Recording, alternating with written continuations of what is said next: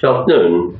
This is a very important Sunday because it is the end of the Easter celebration this year, culminating with Pentecost Sunday.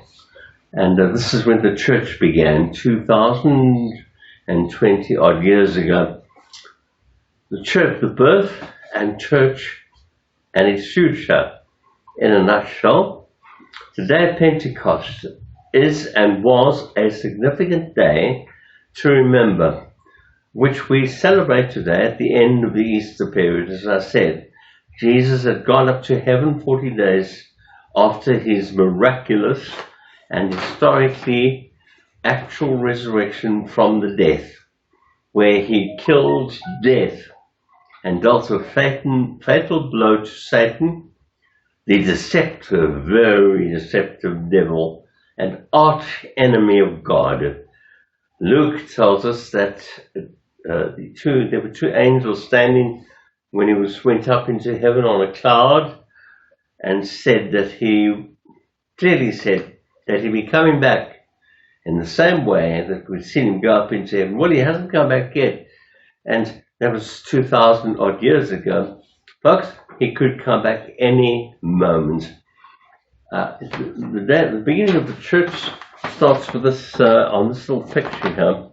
It is a bit small, but I like to get everything on one page because we have a church in the morning, and I'm on the pavement at the moment. We're giving out these because we can't get into the building because of the COVID rubbish.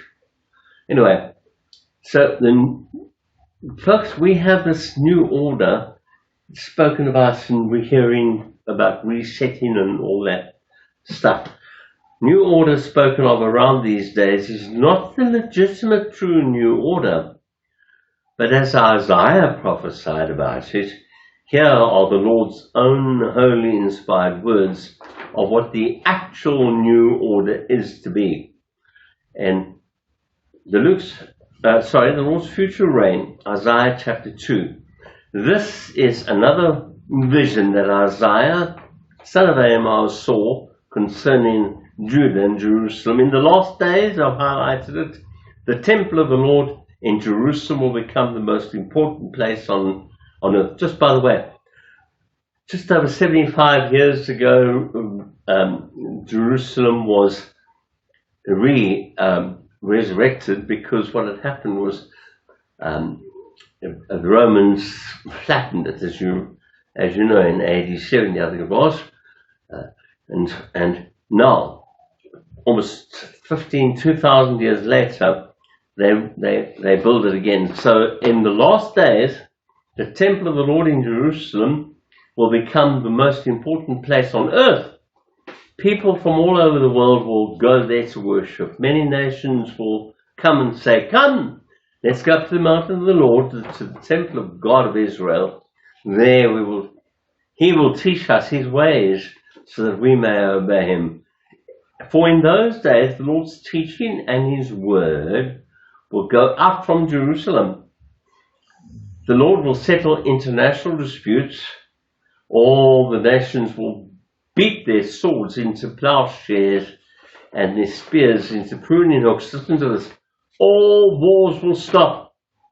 The military training will come to an end. This is Jesus Christ's reign.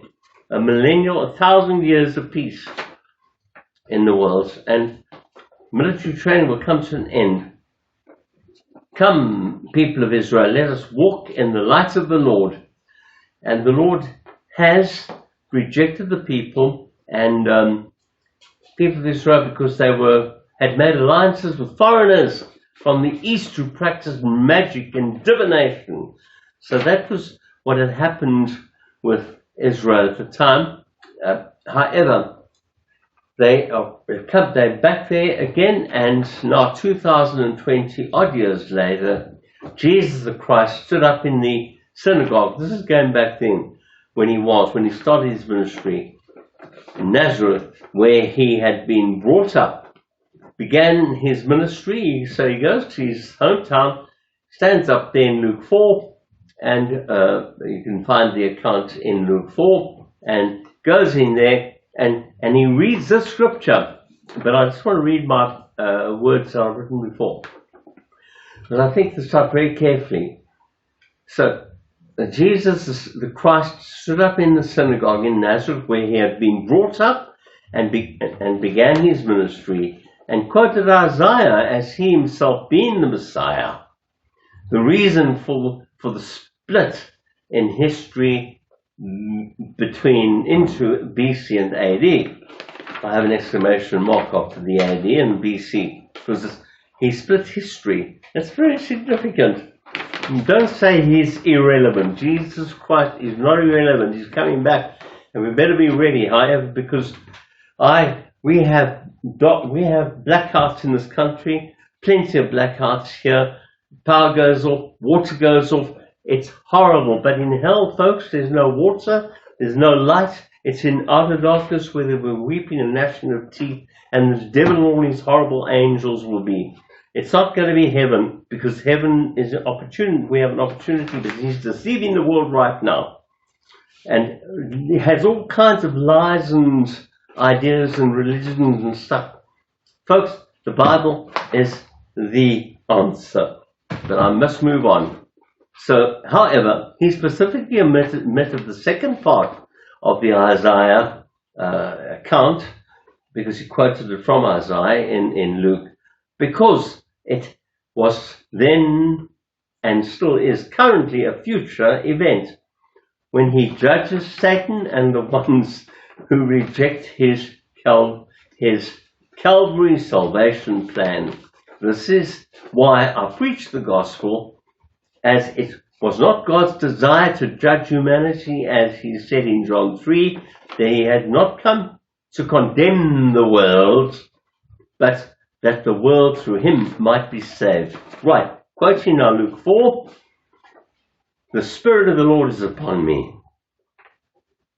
for he has appointed me to preach good news to the poor. He has sent me to proclaim the captives will be released, that the blind will see, that the downtrodden will be freed from their oppressors, and that the time of the Lord's favor has come.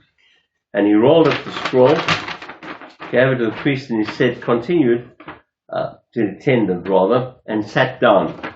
Everyone in the synagogue stared intently at him. Then he said, this scripture